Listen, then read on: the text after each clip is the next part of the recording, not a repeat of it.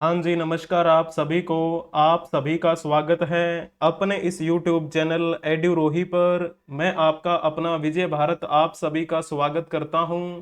Current affairs series के अंतर्गत चलने वाली कक्षाएं आप सभी को सुबह 6 बजे प्रोवाइड करवा दी जाती हैं अपने इस YouTube चैनल एड्यूरोही ऑफिशियल पर। आज 15 अगस्त के दिन आप सभी का स्वागत है इस कक्षा में। Current affairs analysis with MCQs, कुछ महत्वपूर्ण करंट अफेयर्स को हम कवर करेंगे। उनकी एनालिसिस करते हुए आपसे कुछ मल्टीपल चॉइस क्वेश्चंस भी पूछेंगे।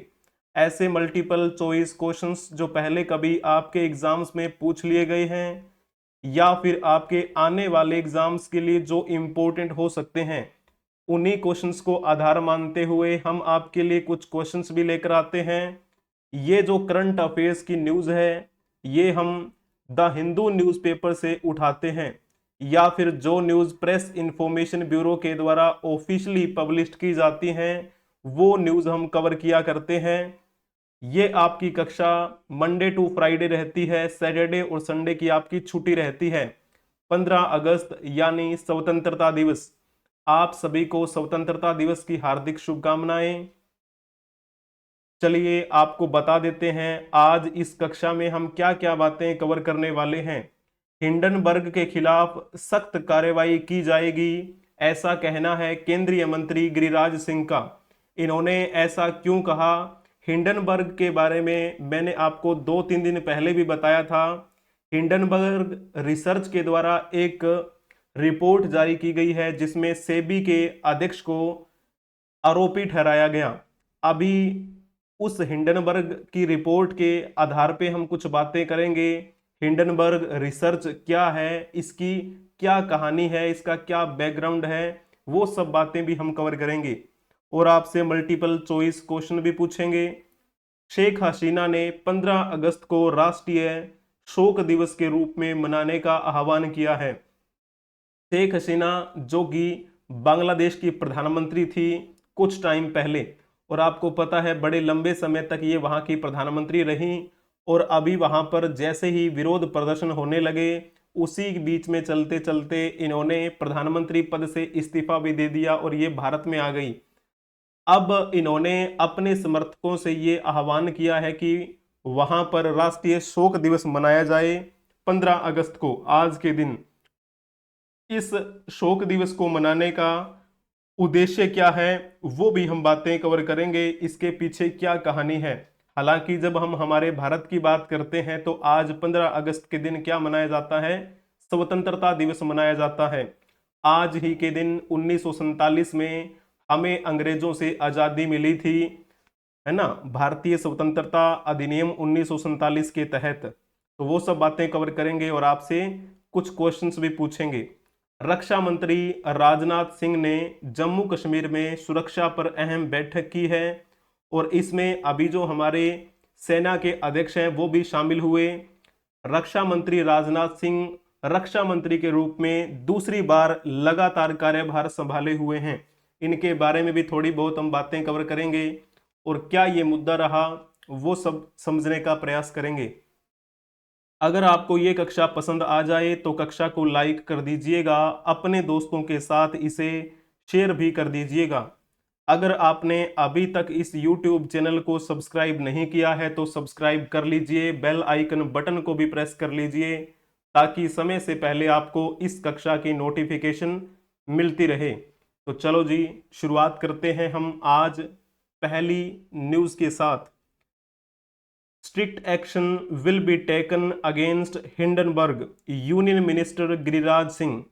हिंडनबर्ग के खिलाफ सख्त कार्यवाही की जाएगी, ऐसा कहना है केंद्रीय मंत्री गिरिराज सिंह का। इसके अलावा केंद्रीय कपड़ा मंत्री गिरिराज सिंह ने क्या कहा? उन्होंने कांग्रेस के नेताओं जैसे कि राहुल गांधी और जयराम रमेश पर भी कड़ा प्रहार किया।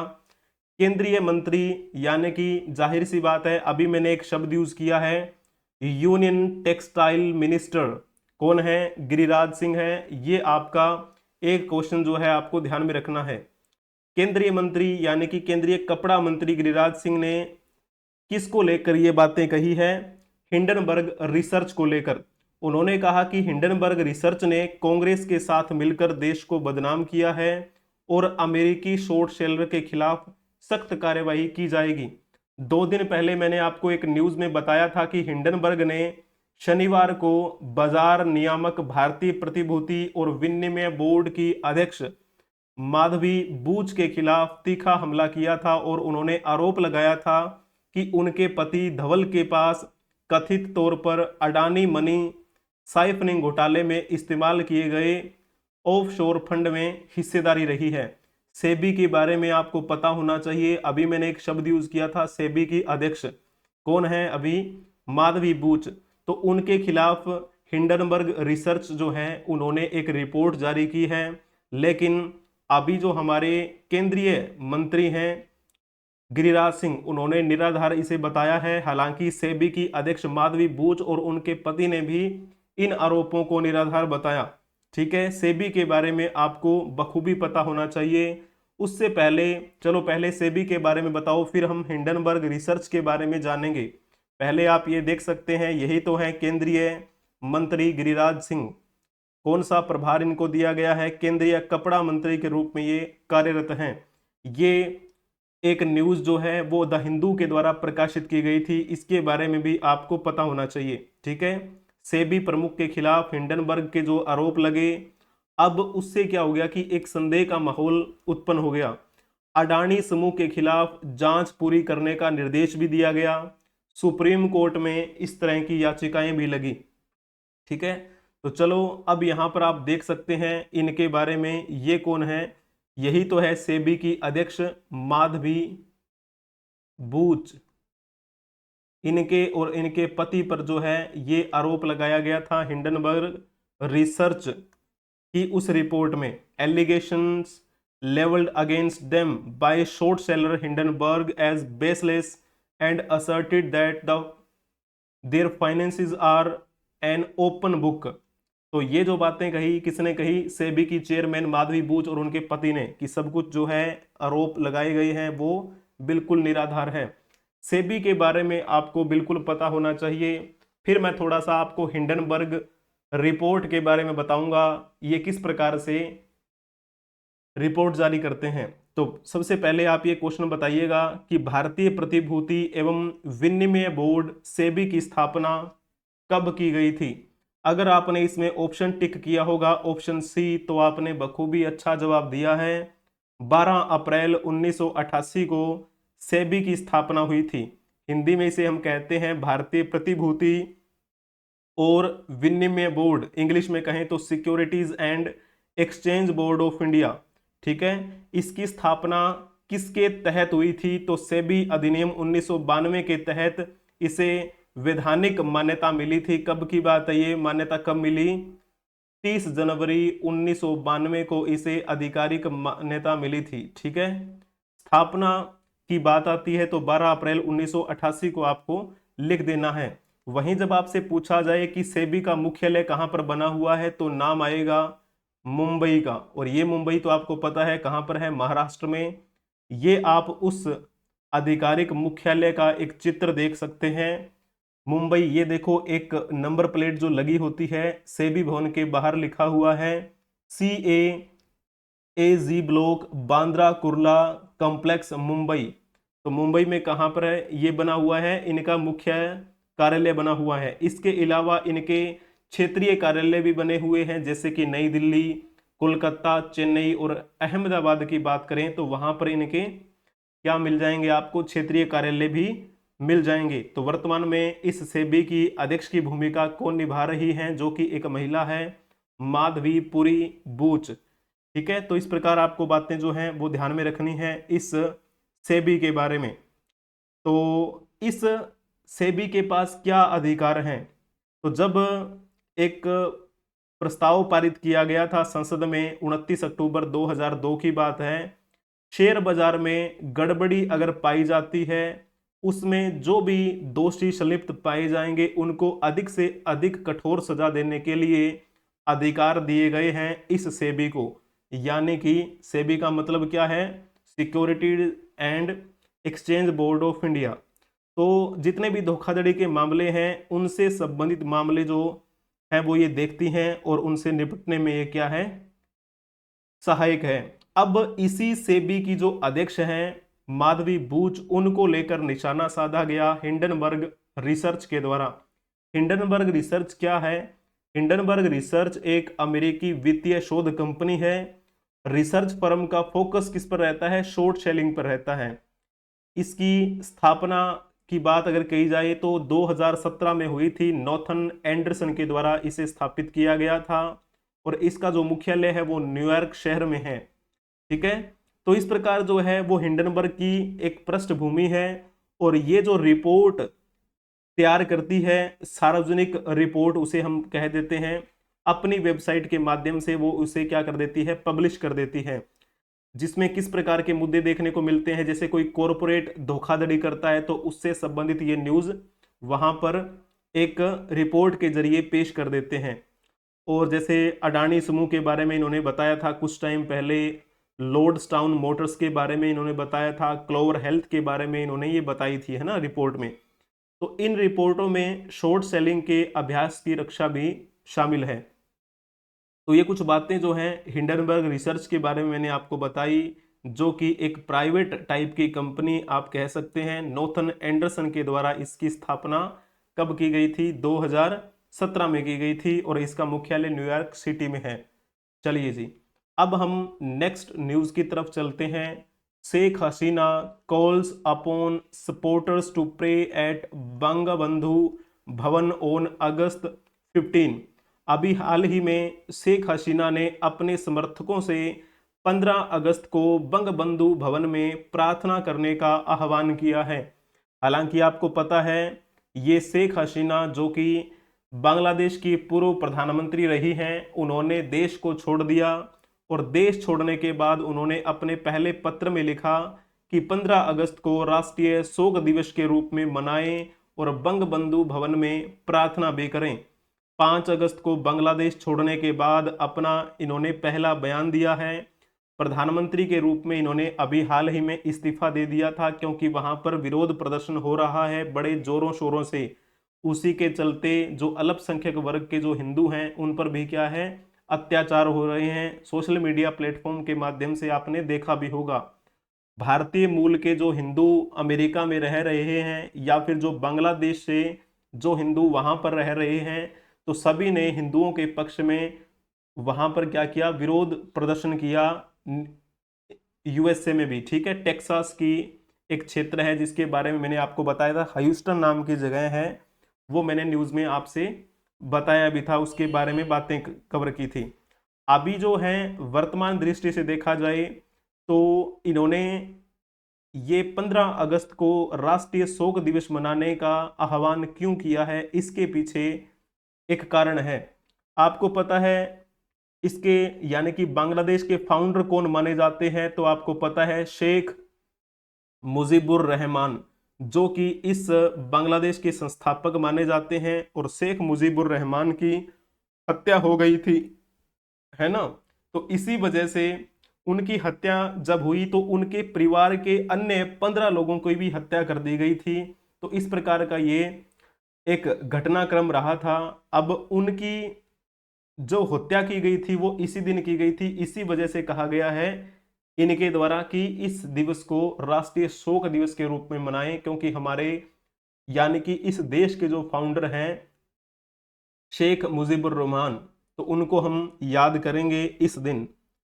संयुक्त राज्य अमेरिका में इनके अपने बेटे के माध्यम से बांग्ला में लिखे गए और जारी किए गए एक बयान में शेख हसीना ने बर्बरता और हाल की हत्याओं के लिए न्याय की मांग भी की। हाल के विरोध प्रदर्शनों में बंगबंधु के आवास को जलाने पर इन्होंने दुख व्यक्त किया। वो तो चलो आप और भी पढ़ सकते हैं, आपने जानकारी हासिल की होगी।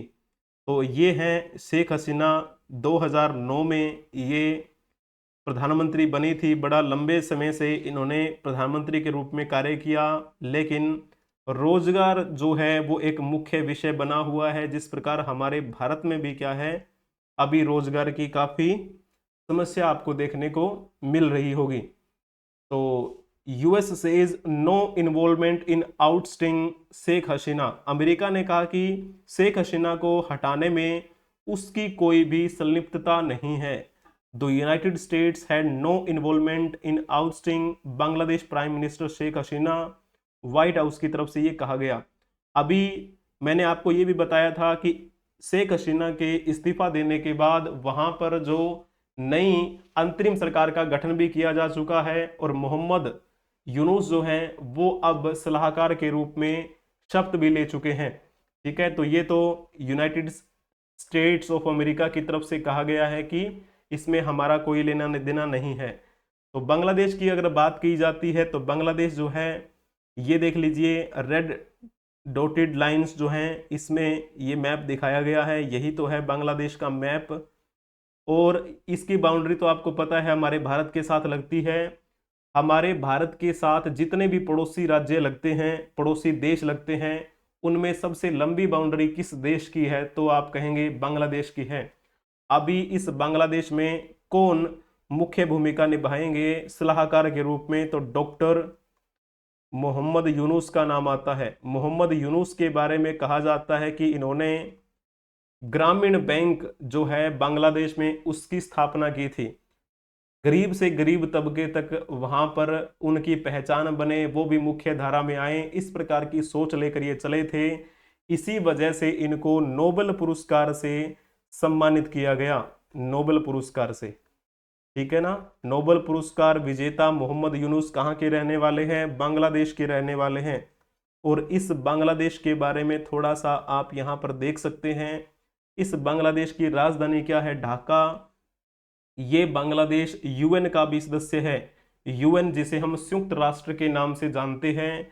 17 सितंबर 1974 को बांग्लादेश यूएन का सदस्य बना था। और बांग्लादेश का ये आप राष्ट्रीय ध्वज देख पा रहे होंगे, यहाँ पर यही तो हैं अब जो अंतरिम सरकार का नेतृत्व करेंगे, जिनको किस सम्मान से नवाजा गया है, नोबेल पुरस्कार से सम्मानित किया गया। अब चलो आप इनके बारे में एक क्वेश्चन बताने का प्रयास करेंगे कि नोबेल पुरस्कार की शुरुआत किस वर्ष की गई थी। बड़ा ही सिंपल सा और बड़ा ही प्यारा सा क्वेश्चन है, जल्दी से आपको इस क्वेश्चन का जवाब देना है। अगर आपने इसमें लिखा होगा 1901 तो आपने बखूबी अच्छा जवाब दिया है। नोबेल पुरस्कार की शुरुआत 10 दिसंबर 1901 को की गई थी। आपने एक नाम सुना होगा अल्फ्रेड नोबेल का। अल्फ्रेड नोबेल नाम के एक व्यक्ति थे, उन्हीं के नाम पर इस पुरस्कार का नाम रखा गया, नोबेल पुरस्कार। जब अल्फ्रेड नोबेल की मृत्यु की 5वीं वर्षगांठ मनाई जा रही थी, उन्हीं की 5वीं वर्षगांठ के उपलक्ष्य में पहली बार नोबेल पुरस्कार देने का आयोजन किया गया। और कहाँ पे, ओस्लो में। अब उसे हम ओस्लो के नाम से जानते हैं और उस समय उसे हम कहते थे स्टॉकहोम और क्रिश्चियनिया। तो ओस्लो में पहली बार ये नोबेल पुरस्कार दिया गया था। और जैसे हम बात करें 1901 में किसे नोबेल पुरस्कार दिया गया था, तो सबसे पहले हम बात करते हैं शांति के क्षेत्र में। ठीक है, जो शांति स्थापित करने के लिए अहम प्रयास करते हैं। और शांति पुरस्कार को किसने, शांति पुरस्कार जो था ना, यानी कि शांति के क्षेत्र में ये पुरस्कार किसे दिया गया था, तो फ्रेडरिक पेसी नाम के एक व्यक्ति थे। और एक व्यक्ति थे स्विट्जरलैंड के जीन हेनरी डुन्नेट, तो उन्होंने ये किया था, बांटा था ये पुरस्कार। ठीक है, तो इस प्रकार जो बातें हैं हमें पता होनी चाहिए इनके बारे में। चलिए, बहुत बढ़िया। अब हम नेक्स्ट न्यूज की तरफ चलते हैं। Defence minister Rajnath Singh holds important meet on security in Jammu and Kashmir, NSA army chief president. Defence minister Rajnath Singh holds an important meeting, इन्होंने एक महत्वपूर्ण मीटिंग की है on security of Jammu and Kashmir. Jammu Kashmir जो है पहले एक राज्य हुआ करता था, 2019 से पहले 2019 में जम्मू कश्मीर को 2 केंद्र शासित प्रदेशों में बांट दिया गया। एक का नाम रखा गया जम्मू एंड कश्मीर केंद्र शासित प्रदेश, दूसरे का नाम रखा गया लद्दाख केंद्र शासित प्रदेश। जब हम जम्मू एंड कश्मीर की बात करते हैं या फिर लद्दाख की बात करते हैं, दोनों ही केंद्र शासित प्रदेशों की बाउंड्री किसके साथ लगती है? पाकिस्तान के साथ लगती है। और कुछ हिस्सा लद्दाख का और जम्मू कश्मीर का पाकिस्तान के हिस्से में है, जिसे हम पाक ऑक्यूपाइड कश्मीर के नाम से जानते हैं।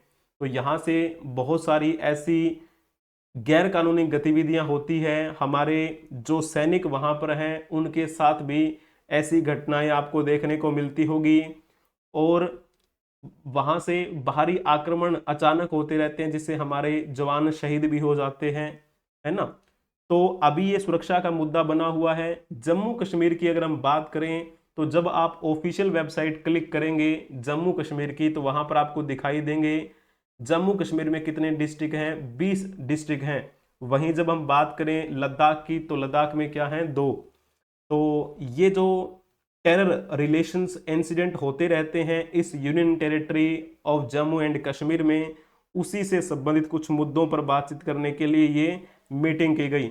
जब हम बात करें वर्तमान में कौन कौन से मुख्य अधिकारी इस बैठक में शामिल हुए, तो अभी आपको एक क्वेश्चन ध्यान में रखना है, डिफेंस सेक्रेटरी कौन है वर्तमान में? गिरिधर अरमाने, ठीक है। National security adviser Ajit Doval हैं। आर्मी चीफ जनरल कौन है?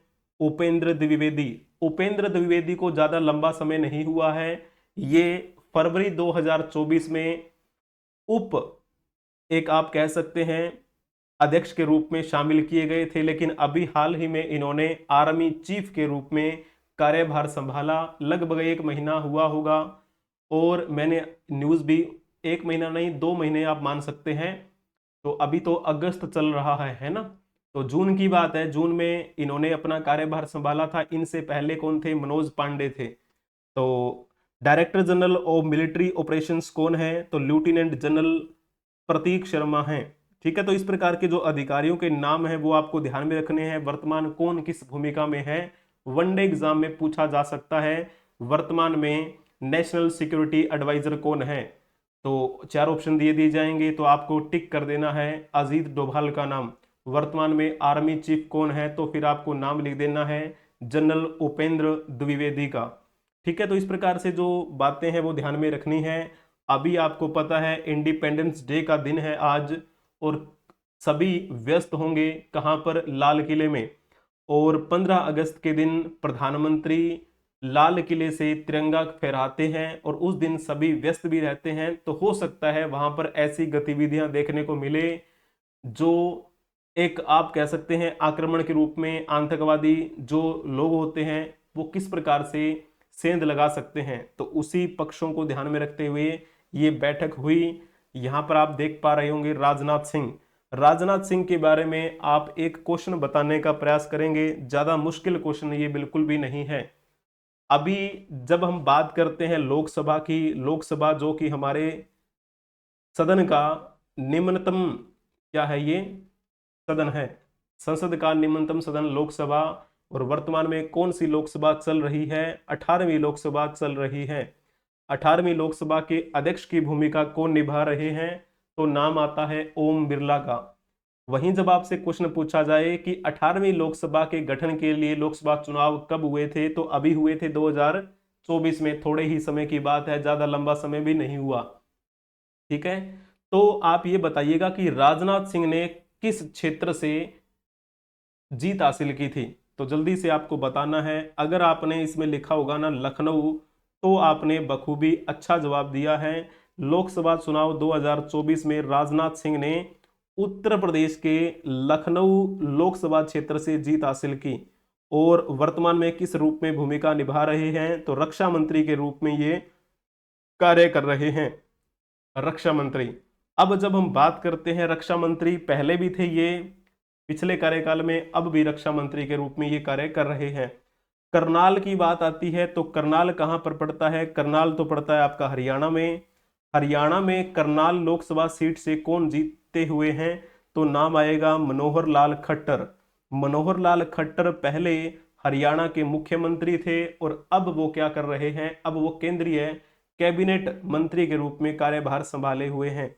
गांधीनगर की अगर बात आती है, तो गांधीनगर भी एक लोकसभा क्षेत्र है जो कि कहां पड़ता है? गुजरात में पड़ता है। और इस गुजरात के गांधीनगर लोकसभा क्षेत्र से कौन जीते हुए हैं? तो नाम आएगा अमित शाह।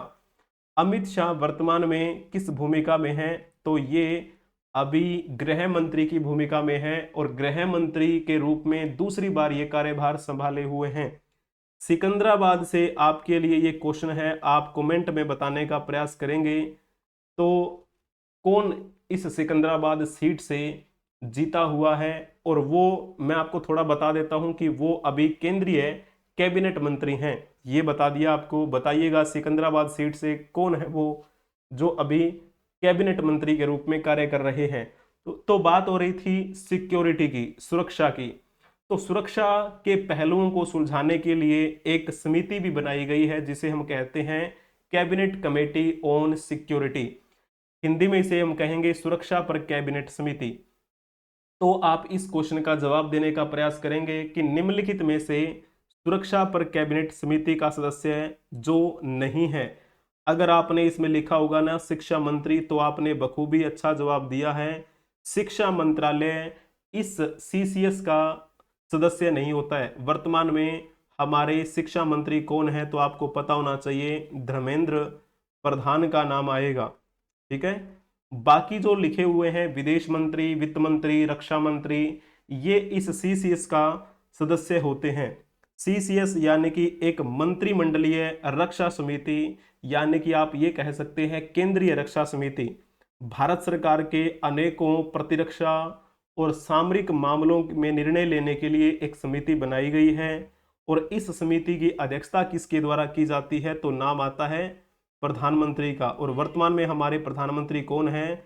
नरेंद्र मोदी। ठीक है, तो रक्षा मामलों में अंतिम निर्णय लेने के लिए यही समिति जो है वो कार्य करती है। भारत में सैन्य से संबंधित जितने भी उच्चतम पद होते हैं उन पदों पर किसकी नियुक्ति की जानी है, उसके लिए भी इस समिति का काफी मतलब आप कह सकते हैं बहुतायत योगदान रहता है।